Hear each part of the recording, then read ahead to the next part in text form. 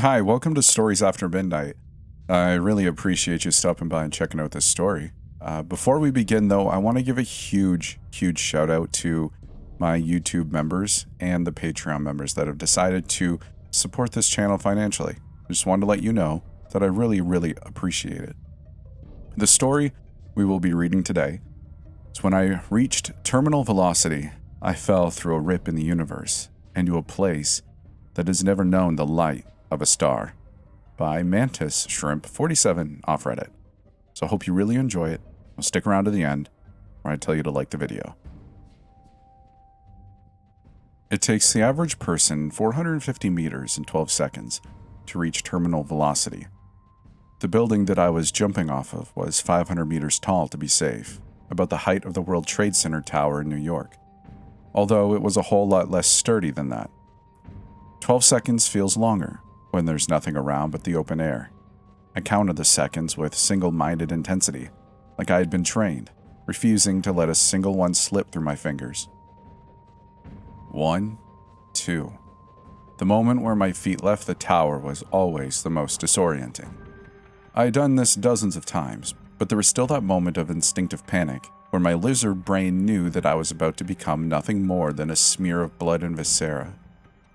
I was hurtling towards the ground at terminal speed without a parachute, and that sort of fear isn't something that just goes away. I love it, honestly. It's a rush that nothing else can match. 6, 7. I knew I was screaming because of the soreness of my throat, but I couldn't hear it over the sound of my thundering heartbeat. The sky, previously boundless, lost its infinity to the dirt below. 10, 11. I could feel something changing, see the wrongness in the wind currents. There was a boom that resonated in my bones, and just before I hit the earth, I shifted just barely out of sync with the rest of the world. 12. Freefall. Let's back up a little. Actually, let's back up a lot. All the way to the beginning.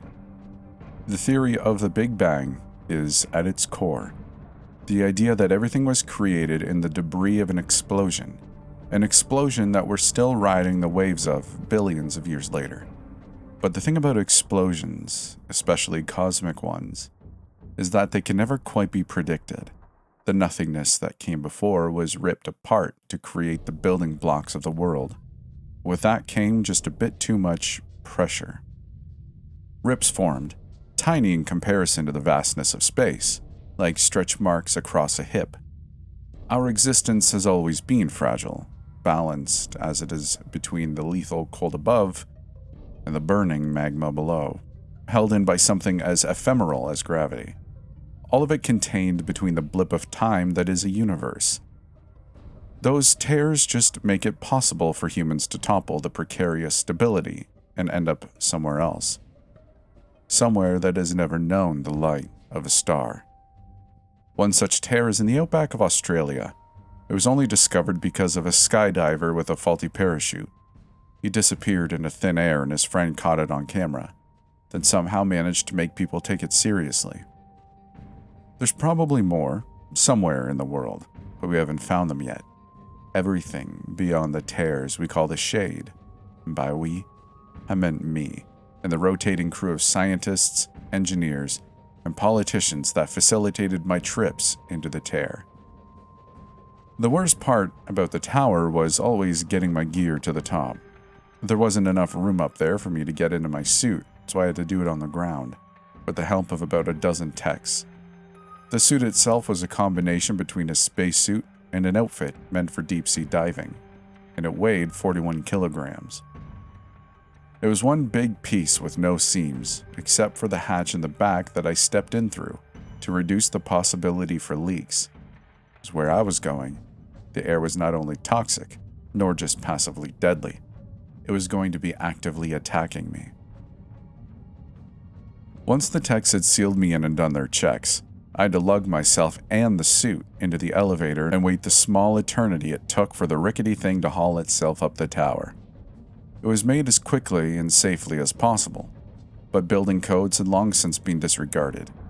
As I got higher and higher up, I could feel the building swaying and hear the tortured groaning of the elevator cables. My muscles were burning from the strain of holding up the suit by the time the doors dinged open. And when I got to the top, they hooked me up to a tether and directed me to stand at the edge of the roof. The tether took up most of the room because of how long it was. Even stacked and coiled up carefully, I was handed a mouse in a small sealed container and told to attach the container to the belt around my waist.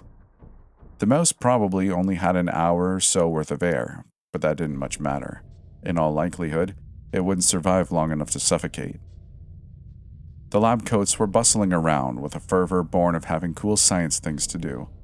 They cooed over their shiny machines and only spoke to me when they had to, using the radio in my suit because I couldn't hear anything through the thick fabric of it. They did their best to stay away from me. It was subtle, but I noticed it in the way they kept a foot of distance at all times. The lingering glances, the refusal to turn their backs to me.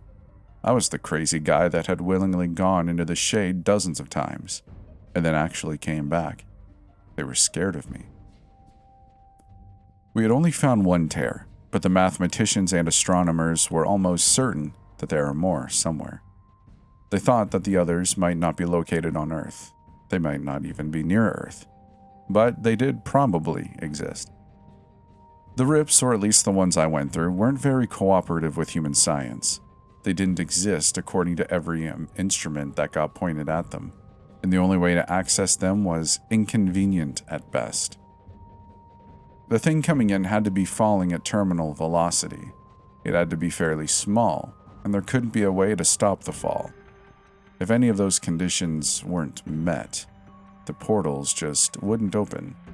You would fall straight through the empty air and splatter to pieces on the rocks below. The most interesting part, to the scientists, was that the rip somehow knew if someone had a way to stop their fall. We weren't sure initially why the tether didn't prevent me from going into the shade, but the current working hypothesis is that since the cord isn't strong enough to hold me up or catch me, it doesn't count. It had been tested over and over with dozens of different types of equipment: gliders, jetpacks, bungee cords, even Spider-Man-type web shooters. Every time the tears stayed stubbornly closed, but there seemed to be no way onward. They couldn't exactly throw someone off the building with no way to catch them. At that time, I was working as an intern to the actual scientists, and I very much wanted to jump off the building. I'd always been an adrenaline junkie. I didn't have much to live for anyways, and it sounded like fun. So when the scientists had all gone home for the night, I'd grabbed one of the hazard suits and some rope and gear, and a buddy who was just as lacking in common sense as me. At that point, we were drunk as hell, and even when confronted with the long drop down, I was still absolutely ready. My buddy took more convincing, but eventually he came around too, helped along with a couple more beers. We rigged up an amateur pulley system, tied the rope around my chest and the loops of the hazard suit, and then I jumped before I could even think better of it. 12 seconds. That's long enough to realize your stupidity, and almost long enough to regret it. My body was being pulled apart like taffy. My organs were shattering under the weight of infinite dimensions. And then I was in the shade. It's impossible to describe exactly what it's like there. It was the endlessness of the deep ocean, evident in the horizon line between sky and sea. Or maybe the place where lost socks go, or the heartbreak of losing a child, or the thousands quilt squares piled around Grandma's house that she said she'd get to later, or the way midnight coffee just tastes different than morning coffee. It was like nothing I'd ever known before. I was addicted from the very first glimpse. I only caught a peek of it that time, before my buddy saw me blink out of existence, panicked, and pulled on the rope as hard as he could, slinging me back into the real world, where I fell onto the ground, slowed by the strange physics of the shade. He reported it later as somewhat like an optical illusion. He didn't close his eyes, he didn't look away, but I went fuzzy, and then I was gone so seamlessly that he didn't realize what happened for several seconds. At that point, the tower didn't have cameras. The only interesting thing about the building was its proximity to a phenomenon that couldn't even be assessed yet, and security was assumed to be a waste of money.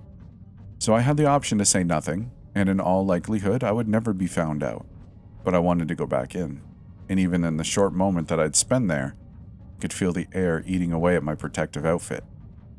Afterward, I'd seen the marks where the fabric had decayed. I knew that I'd need money and resources if I wanted to go back. I told the head scientist what I had discovered, and after 2 good hours of yelling, it was agreed that I would be the one to go back in the shade. Frankly, I think I was the only person who wanted the job. I could hear a person talking to me over the radio in my suit as soon as I fell through, but I couldn't respond. The first couple of moments are always disorienting, and I was too busy trying to remember my own sentience to parse the fast stream of words being thrown at me. I've been describing it with metaphors because it isn't just a physical place. I perceive it through thoughts just as much as I do through sight. But I think the closest thing on Earth is the open ocean at night, when the sky and the sea merge together in the distance, and everything is completely dark, because the stars are covered by clouds. When I'm in the shade, I fall towards the horizon line forever, skimming over the waves and dipping my fingers into the water. "Ben," the man on the radio said. "Ben, come in? This is Miller. Talk to me." "I'm not Ben," I giggled, the adrenaline rush making me giddy. "I'm Agent Splat." There was a long moment of judgmental silence, and I cleared my throat awkwardly before Miller seemed to decide to just move on. "Are you in the shade?" he asked. "Yeah," I said. To me, it felt like I was just floating, but I knew from the readings on my suit and tether that I was, in fact, falling. Very fast, and getting faster every second. Miller made a sound of approval. "Okay, then release the mouse when you feel ready." I acknowledged him and unhooked the compartment from my belt. It was made out of clear glass, so I could see the mouse inside, small and white-furred. The way it cowered against the floor of its cage made me feel slightly guilty. I'd had a couple pet mice as children, and I knew that something bad would happen when I opened the container, even if I didn't know exactly what it would be. Still, I had a job to do, so I pressed the button on the side and exposed the mouse to the shade. Instantly, its fur started to decay, flaking away from its body. When all the hair was gone, it was like the shadows around me reached out and sank into its skin. It squeaked in terror, black streaking across its skin like a lightning, the muscles under its skin bulging and contorting. I could see shadows in its breath every time it exhaled, its tiny chest heaving. It turned to look at me, its red eyes rimmed with the darkness of the shade, and crumbled into dust. The dust billowed out and settled onto my gloved hands. "Report," Miller asked, his voice uncharacteristically gentle. "Are you hurt?" My hands were shaking, sending up little plumes of dead mouse dust. "I'm okay. The mouse... it's dead." "Obviously," Miller said, his concern overwhelmed by irritation. "We knew that would happen going in. Details, Ben." "Right." I took a deep breath, which wasn't very grounding, considering the canned air I was breathing. It's sort of twisted, like its skin was the wrong shape for its organs. And then it dissolved." Miller said something else that I didn't hear, because I was staring at the black powder that used to be a mouse. I had thought it was just on top of my suit, but now that I looked at it, it seemed to be embedded in it. No, not embedded, I realized. It was actually abrading the cloth, insinuating itself in the fibers, and it was still moving, still trying to get to my skin. "Pull me out now," I said, shaking my arms wildly because I couldn't think of anything else to do. "Get me out of here, now!" To his credit, Miller didn't ask questions, he just acted. Like in space, or the sea, it's easier to move things in the shade. The tether which would have snapped on Earth was more than sufficient to pull me back up. The process of leaving is very different from going in. Just the intention of exiting and the cessation of falling seems to be enough, with no regards to how far I actually fell into the shade. It only took a couple of seconds of the scientists back home pulling me up, with the tether for the world to shift again, but they were the longest seconds of my life. I could do nothing but wait as my suit got thinner and thinner, and then tore entirely, an instant before the world shifted again, and I was back on Earth. I curled into a ball on the ground, getting dirt all over my suit and screaming from the pain. I spent 3 months in the hospital. The doctors had never seen injuries like mine before, and they had no idea how to treat me. The wounds were worst around my hands, where the air of the shade had entered, but they covered my entire body. They felt like burns, and they came with vertigo so severe I couldn't stand up, and waves of dark dread that traveled up from my fingertips. They looked like shadows shifting under my skin, but were strangely flat, like a tattoo. I was kept hydrated and given pain medicine that barely helped, but other than that, there wasn't anything that could be done for me. I just had to heal on my own, which I did, laboriously slowly. The shadows never went away entirely, but the pain did, eventually, and they disappeared from everywhere except my hands, wrists, and fingers. It might be more accurate to say that they collected around my hands, pooling under my nails and making bracelets around my wrists. My hospital bills were all paid for, and in return I spent hours undergoing every test under the sun. They didn't exactly keep me prisoner, but they locked the door during the night. As soon as I could move on my own, I snuck out of my bed at midnight and wrapped my fists in blankets. Then I punched the window as hard as I could. I felt the impact of my arm, which was still shaky and weak, and the glass barely cracked, but I kept going. I was done with the shade. I wanted nothing else to do with it. The hospital was built under the assumption that people would want to stay inside, not run away, so it was easy enough to leave without being seen. I withdrew my meager amount of savings, covered my hands with long gloves, and got the cheapest train ticket I could find.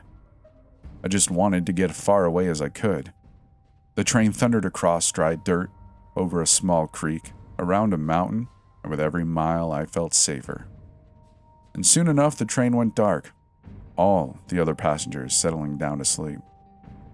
I couldn't sleep, seized by the fear that if I closed my eyes, I'd end right back at that tower, staring over the edge and deciding to jump. My palms itched in my gloves, irritated by the coarse material.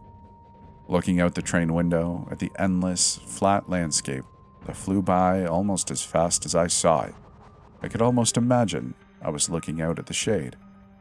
As I thought that, I felt my fingers beginning to burn, a pale imitation of the way they'd felt on the day that the shade got into me. I rubbed my palms together and did my best to ignore it, but the burning kept getting worse and worse, creeping past my wrists, towards my elbows. And after a quick look around to make sure that the other passengers were asleep, I finally gave in and peeled off my gloves. The shadows under my skin were swirling, more active than they had been in weeks. Then they actually pulled up off of me, becoming smoky, three-dimensional tendrils instead of just laying flat. I tried to push them back in by flattening them against my thigh, but they just spread out in a halo around my hand, then popped right back up again when I moved it. They twisted around each other, forming a vaguely circular shape right above my hand. I felt that vertigo that had haunted me during my recovery, and then, with a pop, a mouse appeared in the center of my palm. Shrieking, I threw it across the room, and I swear it sent me a look of utter betrayal an instant before it phased out of existence again. By the time people started looking at me to figure out why I was screaming, the shadows were back to their usual state on my skin. Someone asked if I was okay. I nodded vaguely in their direction and huddled further down in my seat, wrapping my arms around myself. I was hoping that if I just got far enough away, it would all stop. And when the train ended, I got on a bus, then another train, eventually ending up in Brisbane. I got the first room for the night that I could, and decided that I was going to hide in the bed until the world stopped trying to kill me. When I woke up, the mouse was on the pillow next to me, fast asleep, and my shadows were retreating into my skin. Its fur was standing straight up, like it had been shocked with static electricity, and it was covered in the same shadows that I was. It's always been told my curiosity is going to get me killed one day. I poked the mouse with my finger. It, predictably, bit me. "Oh, screw you," I said, cradling my injury to my chest. The mouse closed its eyes and went back to sleep.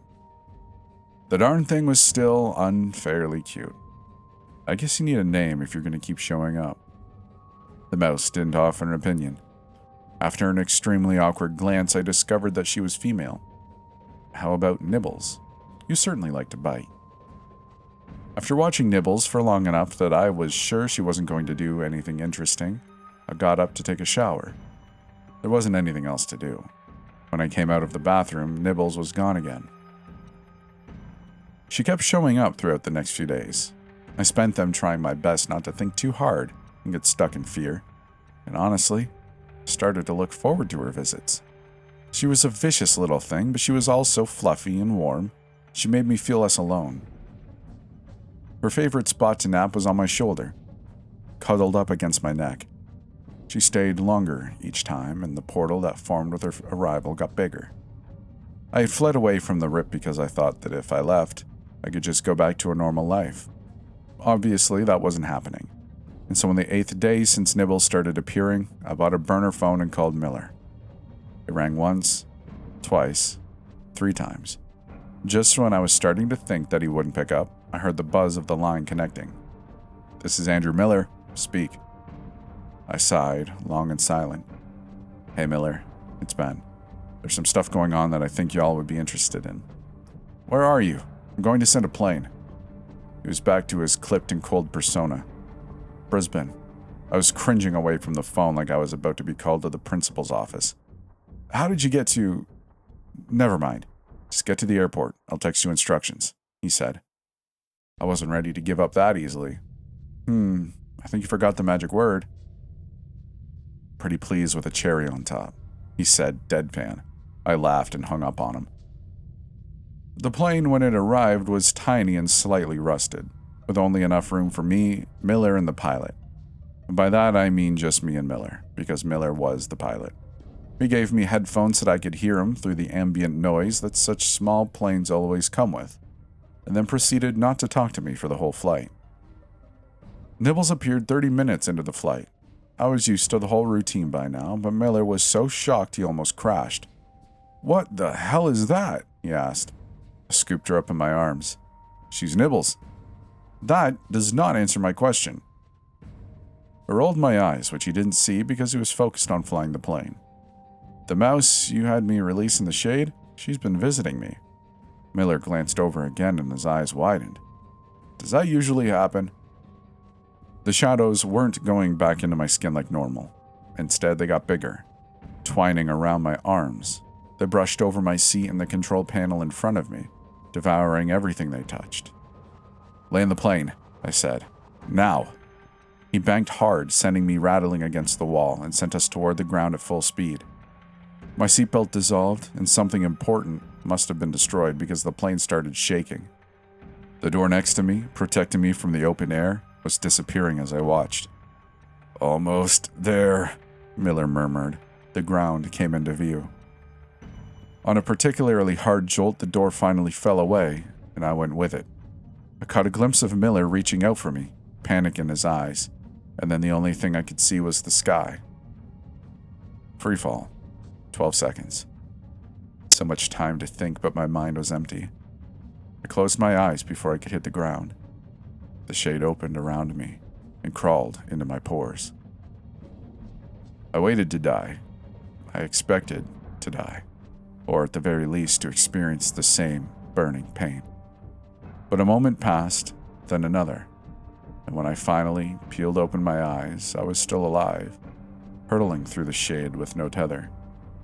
I fell for a meaningless amount of time. I got thirsty, then hungry, but never to the point of pain or death. I got lost in the falling. When the first image came, I thought it was a mirage, but then it happened again. There were just flashes, snapshots of other worlds, crystal trees, burning air, dinosaurs that talked like humans, a civilization on the brink of collapse, another just beginning to grow, fields of animals grown like wheat, a wall bisecting the earth, colonization of the universe by a race of lizards, wastelands and paradises, all connected by the shade. I was crying, sobbing with my eyes wide open. And just when I thought I couldn't take any more, it ended. I landed at the foot of the tower unharmed. I don't think this is where it ends, though, or at least it doesn't have to end here. Nibbles just appeared, and this time the portal she came through isn't closing, and it's bigger than ever. Big enough that I could fit through it, if I crouched. I've always been filled with wanderlust, always been a bit of an adrenaline junkie. It's what drove me to jump off the tower in the first place. My mom called it suicidal curiosity and lack of regard for my own fool self. She may have been right, but the shade chose me.